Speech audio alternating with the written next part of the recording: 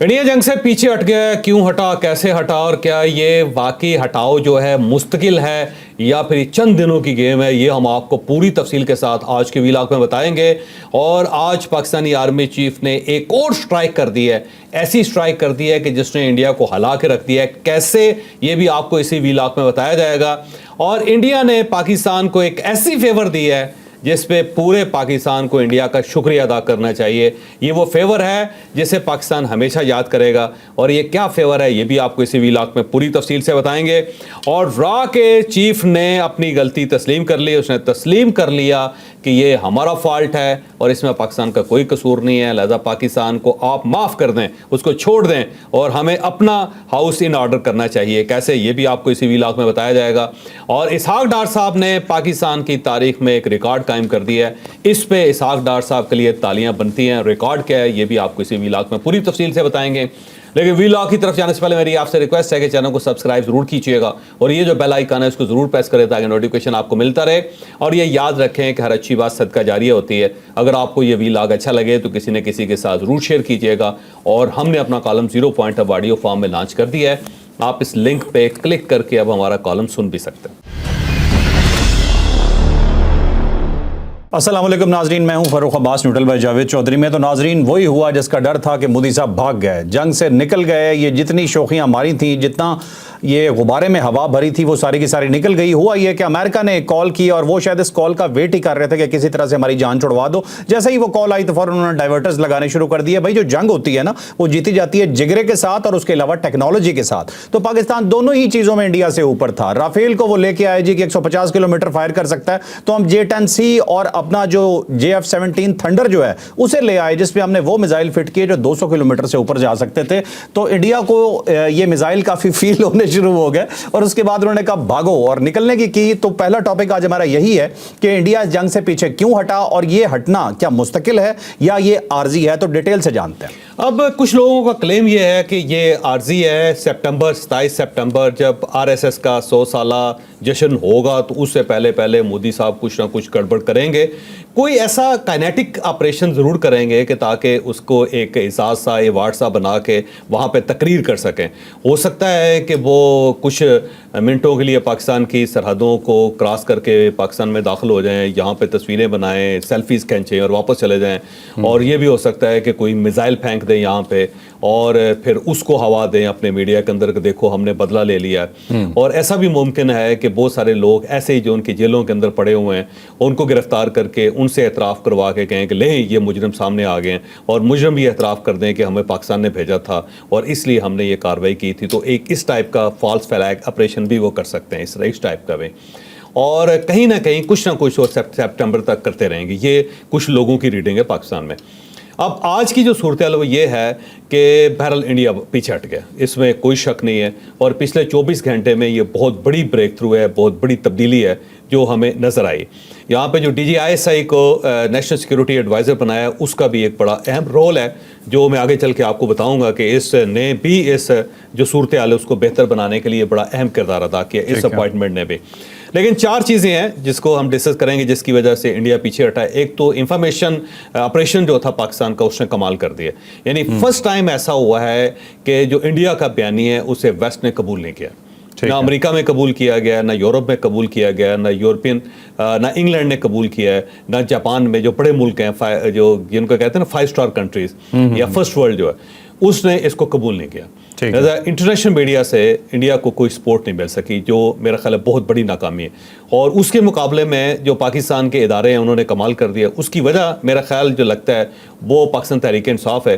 पाकिस्तान तहरीक इंसाफ ने इतनी बम्बार्डमेंट की जो हमारी अफवाज के ऊपर के उन्होंने अपना सिस्टम एक डेवलप कर लिया और उस सिस्टम के तहत जब उन्होंने इंडिया के ऊपर उसको टेस्ट किया तो वो बड़ा कारगर रहा, बड़ा ज़बरदस्त साबित हुआ। क्योंकि जब पाकिस्तान तहरीक इंसाफ को इन्होंने रोक लिया था, कंट्रोल कर लिया था सोशल मीडिया पे, तो इंडिया तो बेचारा उसके सामने कुछ भी नहीं है। तो वो ऑपरेशन जो था ना वो वैसे कमाल है और उसने उनके नर्व्स जो थे उनको तोड़ के रख दिया। और साथ इंटरनेशनल जो सपोर्ट उनको नहीं मिल सकी जो इंटरनेशनल मीडिया की तरफ से, ये पहली वजह हो सकती है। तो बैटल हार्डन बना दिया जी।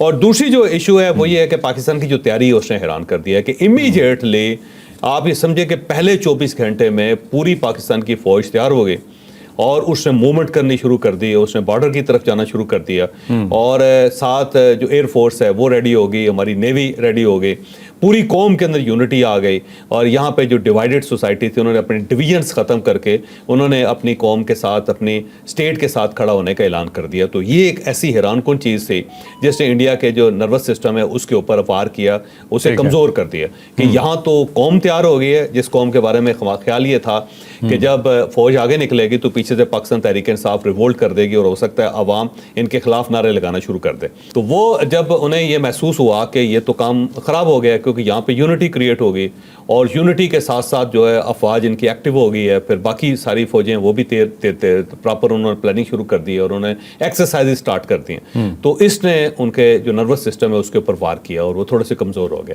اور تیسری جو چیز ہے وہ امریکہ کی طرف سے ایک جھکاؤ ہے پاکستان کی طرف, اور انہوں نے انڈیا کا نیریٹو تسلیم نہیں کیا اور ساتھ انڈیا سے کہا کہ آپ پاکستان کے ساتھ بیٹھ کے نیگوشیٹ کریں, گفتگو کریں, اور اگر آپ ڈائریکٹ نہیں کرتے تو درمیان میں کسی ملک کو رکھیں تاکہ یہ مسئلہ حل ہو.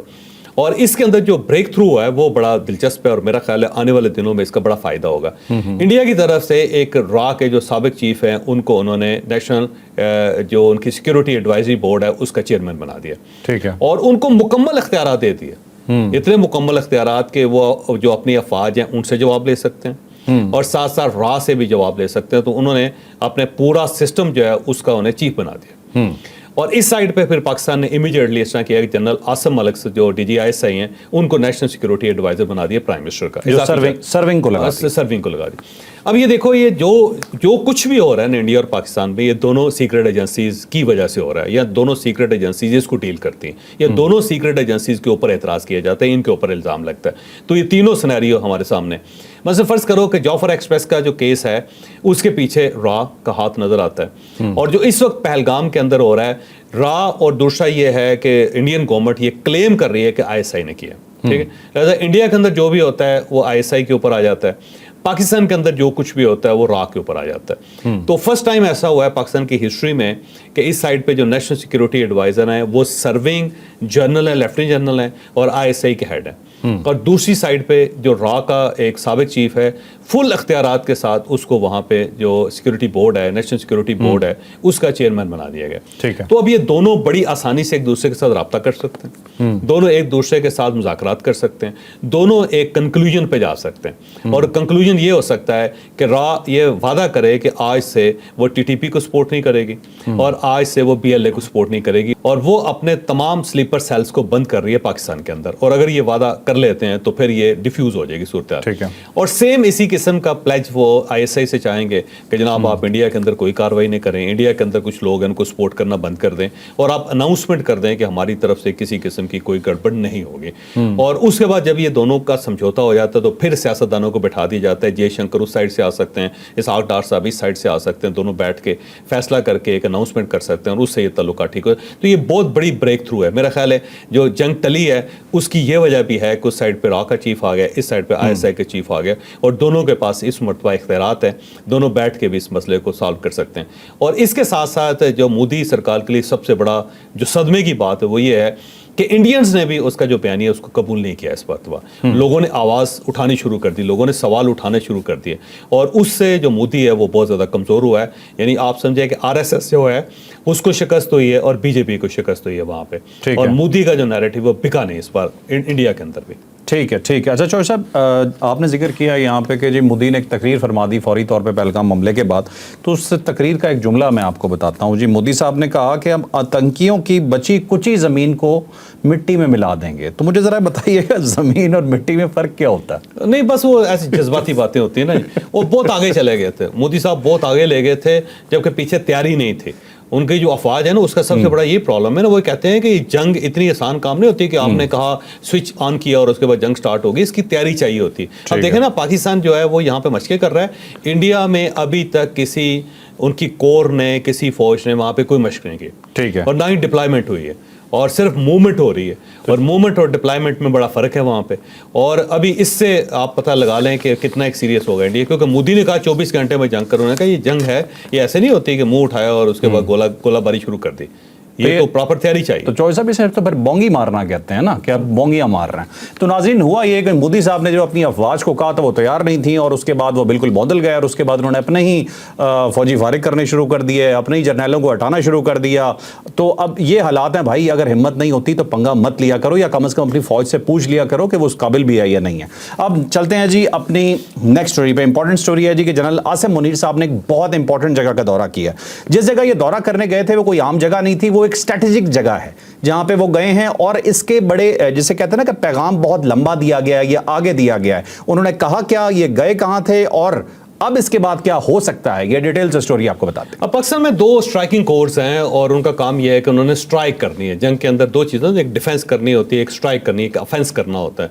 और ये जो स्ट्राइकिंग कोर्स हैं, एक मुल्तान के अंदर है, दूसरी जो है वो मंगला के अंदर है, और ये रिजर्व है कि 10 कोर जो है वो उसने स्ट्राइक करनी है, और पीछे एक रिजर्व फोर्स होती है कि इमीडिएटली उसने आगे बढ़ना होता है और बढ़ के उसने भी मुकाबला करना होता है, पीछे से सपोर्ट देनी है पूरी फौज को। तो ये मंगला के अंदर स्ट्राइकिंग कोर है और ये रिजर्व है, और इसको आर्मी चीफ ने कहा था कि 3 दिन के अंदर अंदर आपने मशकें स्टार्ट करनी है, जो फौज के अंदर तकरीबन नामुमकिन होती है। लेकिन 3 दिन के अंदर अंदर ना सिर्फ इन्होंने फॉर्मेशन अपनी मुकम्मल की, उसके बाद इन्होंने बाकायदा मशकें शुरू की, और कल आर्मी चीफ वहाँ पे पहुँचे और पहुँच के उन्होंने उसका दौरा किया और लाइव मशकें देखी, और अपने सोल्जर के साथ खड़े हुए, बल्कि उनकी एक जीप जा रही है, अगर आप देखेंगे तो बहुत आगे बॉर्डर के करीब तक वो पहुँच गए थे। सही। और ये जो स्ट्राइकिंग कोर है, इसका कमाल ये है कि 24 घंटे के अंदर जो 3 हमारे सेक्टर्स हैं जो पाकिस्तान और इंडिया के दरमियान, मकबूजा कश्मीर और आज़ाद कश्मीर के दरमियान, उनमें एक छम सेक्टर है, फिर इसके साथ साथ मीरपुर सेक्टर है, फिर बिम्बर सेक्टर है। ये 24 घंटे में वहाँ पहुँच सकते हैं। और अगर पूरी LOC कवर करनी हो तो 48 घंटे में ये वहाँ पे उसकी डिप्लॉयमेंट हो जाती है। तो इसको पूरा एक्टिव किया उन्होंने, यानी तमाम हथियार उनको चेक कर लिया, फिर इनके पास टैंक्स हैं वो, फिर इनके पास कमांडोज, लाइट कमांडोज जो है वो हैं, उनकी मशकें करवा ली, फिर इसके साथ साथ इनके पास आर्मर्स हैं वो हैं। तो मुख्तलिफ जो इनके पास चीज़ें हैं वो सारी के सारे हथियार, सारी इक्विपमेंट्स इन्होंने यूज़ करके उसको चेक कर लिया, और उसके बाद अब सारे जो लोग हैं वो फुल फॉर्म में हैं। तो ये एक ऐसी चीज़ है जिसने इंडियन के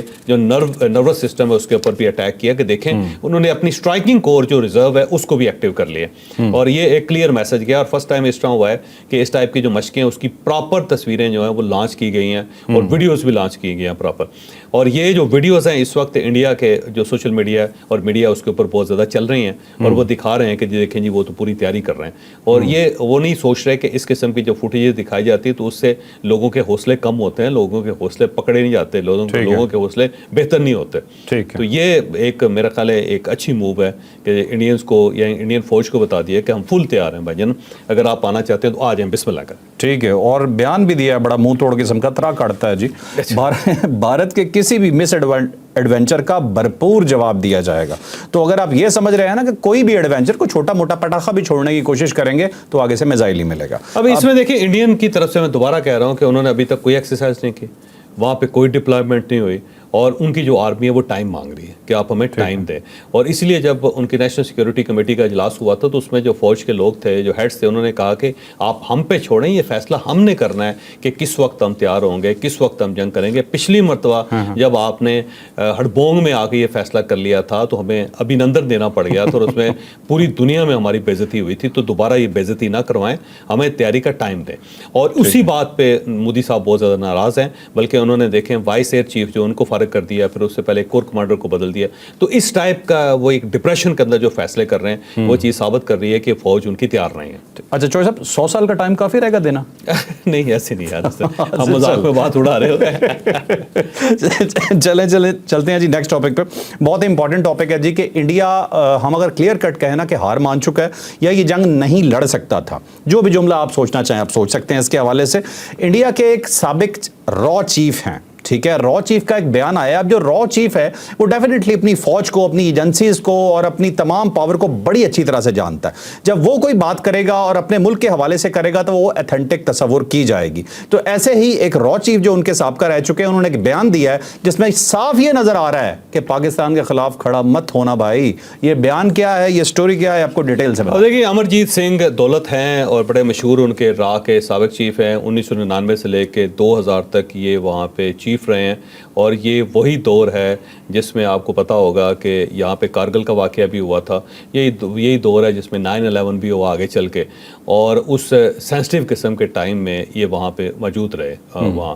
اور پھر اس کے بعد یہ کشمیر کے اندر ان کے پرائم منسٹر کے ایڈوائزر بن کے 4 سال یہ وہاں پہ ایڈوائزر ہے. تو بڑا امپورٹنٹ آدمی ہے, کتاب بھی انہوں نے لکھی ہے, اور ان کی جو گفتگو ہے وہ اس کو پورے انڈیا میں بڑا سیریس لیا جاتا ہے, بلکہ پوری دنیا میں سیریس لیا جاتا ہے. تو ان کا ایک انٹرویو آیا, اور اس انٹرویو میں انہوں نے بڑی تفصیل کے ساتھ ساری چیزوں کا ذکر کیا, اور 3 نقطے اس کے اندر اس انٹرویو سے نکلتے ہیں. پہلا نقطہ تو یہ نکلتا ہے کہ جو پہلگام کا واقعہ ہے یہ ہمارا سیکیورٹی لیپس ہے, یہ ہماری سیکیورٹی کی ناکامی ہے. تو انہوں نے تسلیم کیا کہ بجائے آپ پاکستان کی جھاڑیوں کے اوپر بلے مارتے رہیں, اس سے بہتر یہ ہے کہ آپ اپنی غلطی کو تسلیم کریں, کیونکہ یہ ناکامی ہے. اب 4 لوگ آ گئے, آپ ان کو روک نہیں سکے, آئیڈینٹیفائی نہیں کر سکے, وہ واقعہ کر گئے, آپ اپنے لوگوں کو بچا نہیں سکے, اس کے بعد وہ واپس چلے گئے اور غائب ہو گئے, آپ ان کو روک نہیں سکے, آپ ان کو تلاش نہیں کر سکے. تو یہ سب سے بڑا سیکورٹی لیپس ہے, اور ہمیں اسے ماننا چاہیے. تو یہ ان کی طرف سے کلیم کیا ہے. دوسرا انہوں نے کہا کہ جنگ کا کوئی امکان نہیں ہے, نہ انڈیا جنگ کر سکتا ہے نہ پاکستان کر سکتا ہے, لہٰذا اس قسم کا کوئی امکان نہیں ہے, یہ صرف گدڑ بھبکیاں ہیں, ادھر سے بھی ہم کچھ کہے جا رہے ہیں, ادھر سے بھی کچھ کہے جا رہے ہیں. تو انہوں نے کہا جی بالکل فکر نہ کریں, جنگ کوئی نہیں ہے. اور تیسرا انہوں نے کہا کہ یہ نیوکس جو ہے نا, انڈیا بھی ہم بھی دکھاتے رہتے ہیں, دھمکاتے رہتے ہیں, پاکستان بھی دھمکاتا رہتا ہے. تو ان کے یہ 3, ایک تو بڑے دل کے ساتھ انہوں نے مان لیا, کیونکہ انڈیا کے اندر کوئی گورنمنٹ سرونٹ یہ نہیں مان رہا, بلکہ ان کے جو سابق جرنیل ہیں وہ تو بولتے بولتے ایسا لگتا ہے کہ مائک کو چک مار دیں گے, یا ان کا بلڈ پریشر اتنا ہوگا کہ ٹھا کی آواز آئے گی, پھٹ جائے گا بندہ. اور وہ یہی کہہ رہے ہیں جی چڑھ دوڑ پڑیں, مار دیں, پکڑ لیں, برباد کر دیں. لیکن یہ بندہ جو ہے بڑا سینسیبلی گفتگو کر رہا ہے, یہ کہتا ہے یار یہ ممکن نہیں ہے, کوئی جنگ اس طرح نہیں ہو سکتی. انہوں نے کہا زیادہ سے زیادہ یہ کر لیں گے جیسا انہوں نے پچھلی بار ایک واقعہ کر لیا تھا 2019 میں, اسی ٹائپ کی کوئی حرکت کر کے پھر مار کھا کے واپس آ جائیں گے, بیٹھ جائیں گے. تو دولت صاحب کا جو کہنا ہے نا, میرا خیال ہے اس کو سیریس لینا چاہیے کہ ایک ایسا آدمی ہے جو بہت انسائڈر ہے, بہت عرصہ وہ جو پاور کوریڈورز ہیں ان کے اندر رہا ہے, انٹیلیجنس چیف رہا ہے ان کا, تو وہ بات کر رہا ہے. تو میرا خیال ہے اس کی بات میں بڑا سینس بھی ہے اور وزن بھی ہے. تو مودی صاحب کو چاہیے کہ ان کو ایڈوائزر رکھیں اپنا, ان سے پوچھیں کہ کس بھاؤ بکتی ہے, کیونکہ یہ صرف گیدڑ بھبکیاں لگانے سے یا باتیں کرنے سے اس کا کوئی فائدہ نہیں ہوگا. یہ جنگ جو ہے نا گلے پڑ جائے گی انڈیا کی. ٹھیک ہے, مطلب وہ جنرل میناکشی, مطلب وہ جنرل بخشی سوری جو ہے, مطلب وہ اس کی باتوں پہ نہ جائیں. ٹھیک ہے چلیں چلتے ہیں جی نیکسٹ اسٹوری پہ. اگلی اسٹوری جی بہت امپورٹنٹ اسٹوری ہے. بھارت نے ایک اور بونگی ماری جی, اور اپنی طرف سے اس نے پاکستان کو نقصان دیا, لیکن وہ نقصان کی بجائے ہمارے لیے گفٹ ثابت ہوا, اور بہت بڑی فیور ثابت ہوا, چھوٹی موٹی. شکریہ ادا کرنا چاہیے انڈیا. چلیں یہ چوائس میں آپ کو اسٹوری آپ کے پاس پھینکتا ہوں, تو آپ اس میں پوری طرح سے انڈیا کا شکریہ ادا کریں. میں سر صرف اتنا کہوں گا کہ ایسے احسانات, ایسے کام ہمارے لیے اور بھی کرتے رہیں. تو اب اسٹوری جانتے ہیں. اب پاکستان کے اندر پانی بہت کم تھا, اور ہم اپنے پانی کے لیے تو ترس رہے تھے, تڑپ رہے تھے, بلکہ کہا جاتا ہے 43% پانی جو ہمارا اس سال کم ہوا, اور فصلیں برباد ہو رہی تھی, اور سمجھ نہیں آ رہی تھی کہ پاکستان کا بنے گا کیا. خشک سالی کے امکانات تھے بہت زیادہ. اب جو اڑی ڈیم ہے, جو اسلام آباد جو ہے وہ علاقہ, وہاں پہ ڈیم ہے, وہ بھی اپنا ہی ہے چوہدری صاحب, وہ بھی ہم نے لے لینا ہے. اچھا جی. دوسرا بغلیار وہ ڈیم ہے, اور وہاں پہ ظاہر سٹوریج تھی, اور ہم نے خبر دی کہ پاکستان نے اس سائڈ پہ میزائل لگا دیے ہوئے ہیں, اور یہ گڑبڑ تھوڑی سی بھی ہوئی نہیں تو انہوں نے دونوں ڈیم اڑا دینے. تو وہ اس کے بعد یہ باقاعدہ خبر, ٹھیک ہے یار, آج بھی میں ہم نے بتائی تھی, ہم نے کہی کرتا ہوں, بالکل کہی. اور اس میں آ کے وہ بہت زیادہ پھر وہ ہمارے کلپس وہاں چلتے بھی رہے انڈیا کے اندر, اور اس کو سیریس بھی لیا گیا. اور اس کے بعد انہوں نے پانی چھوڑ دیا ادھر اڑی ڈیم سے, اور جب پانی چھوڑا تو ہمارے جو خشک دریات تھے وہ سارے جو ہرے بھرے ہو گئے, ان کے اندر تراوٹ آ گئی, ان کے اندر پانی آ گیا, سیراب ہو گئے. اور اب اگر آپ ہمارے تمام ہیڈ ورکس دیکھیں جا کے, تو وہاں ٹھیک ٹھاک پانی بہ رہا ہے. سلمان کی چلے جائیں آپ, قادر آباد چلے جائیں, جا کے دیکھیں تو صحیح آپ, وہاں پہ تو جل تھل ہوا ہے, جل تھل ایک ہو گیا. وہ کہتے ہیں جل تھل ایک ہو گیا, جو پورا محاورہ ہے نا, میں آپ کو اردو سکھاتا ہوں. تو وہ میرا خیال ہے کہ انڈیا نے ایک بہت بڑی فیور کی ہے پاکستان کی. اب ہو سکتا ہے یہ فصلوں کا زمانہ نہ ہو, وقت نہ ہو, لیکن واٹر ٹیبل تو اوپر آتا ہے نا جی, اور اس کا افیکٹ ہوتا ہے, زمین آپ کی ہریالی ہوتی ہے. تو میرا خیال ہے پوری قوم کو شکریہ ادا کرنا چاہیے مودی سرکار کا, کہ یہ تو آپ نے بڑی مہربانی کی, اور ایسی مہربانی ہم پہ کرتے رہیں. اسی جنگ کے خوف سے ہی کر لیں, अपने डैम बचाने के चक्कर में ही कर लें, लेकिन करते रहा करें। कौम की तरफ से आपको सलाम है और शुक्रिया अदा करते हैं पाकिस्तान की तरफ से आपको। चले जी, अब चलते हैं अपनी आखिरी स्टोरी की तरफ। लास्ट स्टोरी जी हमारी है एम्बिग्विटी, मैंने थोड़ी सी उस पर छोड़ी हुई है, मैं उसमें ज़्यादा डिटेल आपको नहीं बताऊंगा। इसहाक डार साहब ने एक कमाल किया, ये कमाल क्या किया है ये आपको बताएंगे जावेद चौधरी साहब। अब डार साहब जो है ना, उनके ऊपर बहुत ज़्यादा एतराज़ किया जाता है। एतराज़ ये किया जाता है कि वो सारे इख्तियारात अपने पास रखना चाहते हैं, वो सारी कमेटियों के हेड बन जाते हैं, किसी भी मिनिस्ट्री का काम हो तो अपनी तरफ खींच लेते हैं और वो कहते हैं जी मैं करके दिखाता हूँ। और उनकी वजह से जो मिनिस्टर्स होते हैं वो बड़ा एम्बेरस फील करते हैं कि अगर इसहाक डार साहब ने ये काम करना है तो ये मिनिस्ट्री भी वही रख लें अपने पास। इस टाइप का उनके ऊपर एतराज़ किया जाता है हमेशा इसहाक डार पे। लेकिन ये बात गलत है, क्योंकि एक आदमी वर्कोलिक है, उन्हें काम करने का बहुत शौक़ है। इसहाक डार साहब बहुत कम सोते हैं, ये आप ज़हन में रखें, और 24 घंटे एक बंदा काम करता रहता है। एक जगह से निकलता है दूसरी जगह से निकलता है तीसरी जगह। अब कौमी असम्बली के अंदर भी बात करनी है, सेनेट के अंदर भी बात करनी है, मीडिया से भी बात करनी है, प्रेस कॉन्फ्रेंस भी करनी है, और ड्राफ्टिंग भी उन्होंने खुद करनी है, और मीटिंग्स भी करनी है। तो ये इसहाक डार का कमाल है। और इवन अगर कोई कानून के अंदर तरमीम करनी है, कोई आइन के अंदर तरमीम करनी है, कोई ड्राफ्ट बनाना है, तो वो भी इसहाक डार साहब बनाते हैं। ये उस बंदे का क्रेडिट है। अब पिछले 3 दिनों